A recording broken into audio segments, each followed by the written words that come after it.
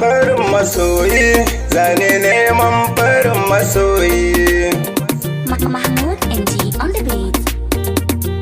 Farin masoyi, da wuya kai sanin masoyi. Farin masoyi a duniya, shi dai yake ma farin gani. Shi dai kake yi wa tutiya, a ko'ina na je na gani. Ko ka yi nisa a tafiya, kusarsa ce gashi na gani.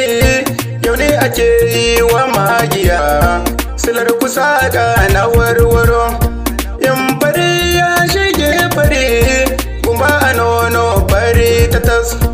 Kuma kulawa a duniya, ku zo mu taka dagwas dagwas. Dagwas dagwas, da ku muke bin nasirka, a gan mu dai haka taron gwadas.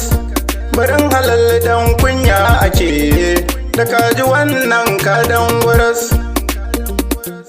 Kadan gwaras, mai so a fili yake faɗi, a nan sarauta sai an yi gas. Ku kyala mota da jiniya, so ba a sha mai kwaran kwasa. Shi wataran sai ka sha zuma, magargare so kayan aras.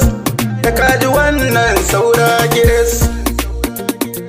Saura giris, mai da kwanso a rai ya kunso.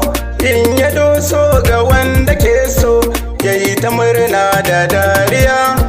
Hakar da yayi ya ishe ruwa. Na yi sa'a da kun kula ne, zillumin san ku kun cire ne.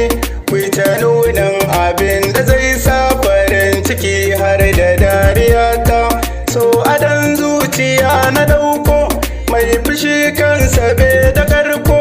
Ba zai rabewa da damuwa ba, bayan na doka tamburan so. Kun faɗa min kwarai kuna so, sammakon so kamar dare. Kuyi tunani da rayuwa, da rayuwa. Na ku yan madikira nake yi, mai ta kulawa da mai ciki. Mai ciki, girma na ga mai ciki, tausayi na ga mai ciki, da laulayi na ta mai ciki.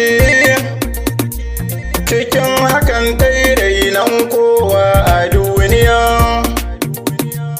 A duniya, wata baiwa ga mai ciki.